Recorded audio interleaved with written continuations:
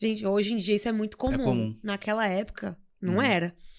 E aí, falei pra ele, ele falou, tô querendo te pagar, e aí, né? Ele falou, não, vamos fazer o seguinte, vende. Se você conseguir vender, você ganha comissão. Falei, tá bom. Aí você Eu se tenho ligou. esse espírito de vendedora, trabalhei em shopping, vendendo coisa, então assim, Aí você sou se ligou. vendedora. Falei, tá bom. Então, o que chegava e era importante para a companhia, ele ia de graça, de forma orgânica, porque era importante para a imagem da empresa. Convenção de venda, coisas assim nas empresas, comecei a vender. Tanto, no seguinte foi aumentando o valor e as pessoas pagando. Eu falei, gente... Achei o mercado. Saí da Easy, fui pro Hello Food, continuei fazendo esse freela pro Thales, vendendo essas palestras dele. Ele me apresentou outros 2 empreendedores, Marco Gomes e Edu Hotelier. Na época, os 2 estavam bombando assim também.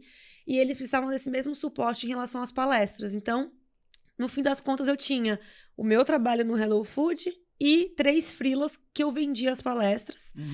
E todas as palestras ligadas à inovação também, falando de tecnologia, inovação, startup, modelo de escalonar. E chegou um momento que a venda aqui, né, a galera me procurando para comprar, começou a me atrapalhar no meu dia a dia do meu trabalho, que pagava lá meu salário, né? E eu sentava do lado do CEO da empresa, né? Era o Marcelo, eu, e aí o meu telefone tocando, eu negociando. E ele até brincava, ele falava, vai, Cecília, só vou deixar você fazer isso aí, porque eu quero que você comece a vender daqui a pouco as minhas. Falei, tá bom. Mas chegou um momento que eu tive que escolher, né? Então, virei pro pessoal, né? Pra esses meus 3 clientes freelas, falei, gente, procurem outra pessoa pra vender palestra, porque tá me atrapalhando no meu dia a dia, não tá dando, não tá legal.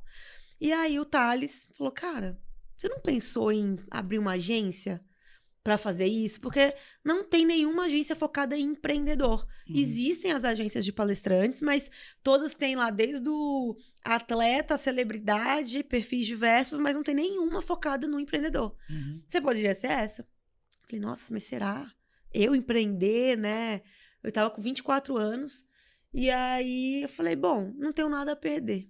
Vou. Então, um mês depois, a Fala Criativa nasceu. A gente nasceu como uma empresa focada em agenciamento de empreendedores. Então, eu criei um portfólio com 20 nomes.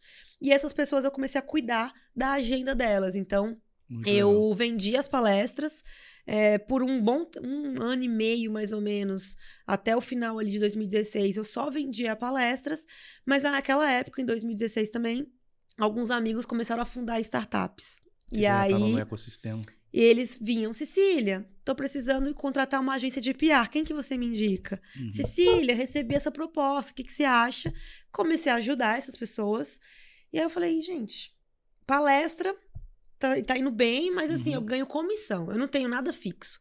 A agência poderia ter ali um FII fixo que me daria uma, né, segurança mais a longo prazo. E aí eu comecei a testar, a fazer um trabalho de RP para essas startups, e aí foram as 3 primeiras startups como clientes, foram muito amigos que me deram esse voto de confiança, e foi muito uma troca de eu trabalho, mas vocês vão me passar feedback, o que eu preciso melhorar, né? Por que vocês não gostam das agências que vocês têm? Então eu comecei a desenvolver alguns processos, inclusive ouvindo essas pessoas. Legal. Isso é uma boa dica, né? Até para nossa audiência, né, Cecília? Assim, você construir um negócio a partir ouvindo, entendendo a demanda que te contratava, e você, a partir dali, veio construindo os seus processos, as suas entregas de valor a partir do que você ouvia, né? Tudo que eu faço, assim, todos os movimentos, porque nesses 10 anos eu fiz muitos movimentos aqui. Então, até nasceu o Grupo Fala, né? Foi pensando em o que eu tenho aqui de problema, o que eu posso resolver, vou testar para resolver. Se der certo, lindo. Se não deu, eu tentei. Então, eu tenho muito essa cabeça de vou tentar, vou, né, trazer algum tipo de solução. Meus primeiros clientes em qualquer braço de agência que eu comecei a criar, daqui a pouco eu trago isso, mas foi muito de, tá bom, você quer esse serviço? Eu nunca fiz. Mas vamos tentar? Exato. Então, o nosso braço de PR nasceu assim. Legal. Em 2017, a gente falou, não, agora sim, então a gente vai se posicionar como uma agência de relações públicas. Então, na época, a Fala Criativa tinha o braço de agenciamento dos palestrantes e o braçozinho ali de relações públicas. E o nosso braço de RP começou a crescer muito, porque quando a gente fala da comunidade, né, a gente, né, os grupos de startups, as pessoas se falam, as pessoas indicam, né, então eu acredito muito em comunidade desde essa época, porque eu cresci desse jeito, das pessoas falando do meu negócio. Então eu conquistei em 2017 grandes contas que começaram a me dar visibilidade. Então eu fiz o lançamento da Rappi aqui no Brasil. Legal. Eu comecei a trabalhar com Get Ninjas, que, abriu, né, capital anos depois. Dog Hero, que foi comprado pela Pet Love. Então a gente começou a trabalhar com esses players que começaram a dar visibilidade. Ali, 2019, a gente estava com o braço de PR super bem, então 2 anos já andando, crescendo, formando time e ganhando reputação no nosso mercado. Resolvi parar com o braço de venda de palestra. Então, para focar só na parte de PR. E aí, em 2020, veio a pandemia. Sim. Nessa época, eu tava bem pra caramba, né? E era um mercado, assim, eu sempre gostei de trabalhar com startup. E sempre. As startups que você tava, todas elas... Crescendo. Algumas viraram unicórnios e foram... Todas crescendo, né? Todas começando a aumentar investimento em comunicação, o que pra gente era maravilhoso, né? Mas em 2020, a primeira coisa que é cortada numa crise é a área de comunicação. Hoje, depois de 6 anos, muitas empresas entenderam que se eu não tenho reputação, se eu não tenho marca, eu não sobrevivo a uma crise. Sim. Então, esse é um ponto interessante. A gente até pode falar um pouco mais, mas naquela época as pessoas não tinham essa cabeça. É isso, eu não tenho grana, vou cortar a comunicação, não preciso deles.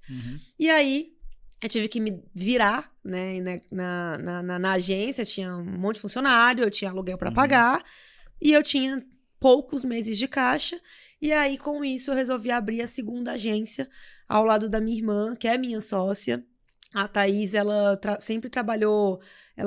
Antes de virar minha sócia, ela era nômade digital, cuidava da página de LinkedIn de executivos. Então, naquela época, ela já olhava para o posicionamento digital de empreendedores.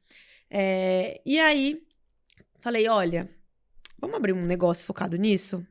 E ela falava, não, Cecília, não quero ser empreendedora. Eu quero continuar com a vida que eu tenho. E aí, eu lá insistindo, eu sou uma pessoa insistente. Ela achou que eu tava maluca. Ela falou, cara, no meio da pandemia, como é que você quer abrir uma outra empresa? Eu falei, mas é que as pessoas precisam disso. Agora, todo mundo dentro de casa, eles precisam melhorar a parte de digital, né? E aí, ela falou, bom, beleza, vamos ver o que dá. Nessa época, a gente tinha pessoas que já procuravam a gente para isso. Começamos a vender, deu muito certo.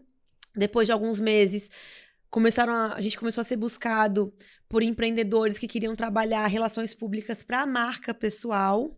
Legal. E aí também... Que é um nicho fabuloso também. É fabuloso, mas precisa ser muito bem feito. Sim. E aí aquilo, o meu primeiro cliente, eu falei, olha, eu nunca trabalhei especificamente com marca pessoal, mas se você está disposto, eu estou disposta. Vamos. Cobrei um FII baixinho, começou, também funcionou. Então ali em 2021, meio do ano, eu tinha 3 agências, com times distintos, ICP distinto. A gente falou, bom, a gente precisa começar a se organizar, né? Pra organizar esse negócio aqui que começou como um Frankenstein, né? É o progresso, depois a ordem, né? É isso. E aí, a gente começou a se organizar enquanto, né, grupo. Então, a gente criou ali meio que um guarda-chuvinha. Todo o meu time de back-office começou a olhar para todo mundo aqui embaixo. A gente começou a se organizar. E aí... No ano passado, no começo do ano, a gente passou por um rebranding, o Grupo Fala nasceu, a gente começou então um movimento de começar a unificar os nossos negócios. Isso não pode ser feito do dia para a noite, porque eu já tinha uma empresa que era criativa, muito conhecida no mercado, eu não podia matar o nome dela, do nada, né? Então, o ano passado inteiro, a gente continuou vendendo os nossos negócios de forma separada, mas nos organizando internamente enquanto grupo. E aí, esse ano, a gente resolveu unificar os nossos negócios e os nossos serviços e também descontinuar esses nomes, né? E nos posicionarmos só como o Grupo Fala. A gente começou trabalhando muito com startup mesmo, né? Então, tinha empresa que começava comigo no momento de MVP ali, né? Mas hoje, com essa evolução do mercado também, a gente hoje atua com empresas já um pouco mais consolidadas. Tem algumas que são startups ou se posicionam como, mas também são empresas que já são ou líderes de mercado, né? Ou que já tem ali uma consistência, né? E um trabalho onde ela não precisa, basicamente, pagar o almoço para comprar o jantar. É isso. Né? Porque no começo era muito isso. Sim. Né? Então, a gente evoluiu, mas toda sempre olhando para o cliente que tem a pegada de inovação. Sim. Pra gente isso é bom, né? Porque trabalhar com um perfil assim, a gente consegue testar. Né? O cliente ele é mais aberto a testar, mais aberto a ouvir, a trocar. Então, a gente gosta muito da galera que tem essa cabeça ali de inovação. E hoje... Mesmo sendo uma empresa que fatura bi. Sim, mas a base é tecnológica, né? E hoje é 100% da sua carteira de clientes é galera de tech ou você já expandiu esse leque de... A gente tem um grupo, por exemplo, um grupo de seguros, que nasceu como seguradora, hoje eles olham para previdência, tem investimento, mas assim... Tem 190 anos a empresa. Se ela não inova, se ela não é uma empresa que tem essa base, essa cabeça, eu não estaria aqui hoje. Com certeza. Né? Então, hoje, né, eu tenho um cliente que é do mercado de turismo também, né? Que é um dos maiores que tem hoje no Brasil. Que também olha muito inteligência artificial. Estão investindo muito nisso. Tem um time olhando para inovação. Então, são empresas que não nasceram como... né, uma startup ou com uma base tecnológica, mas que hoje, para crescer, eles olham muito.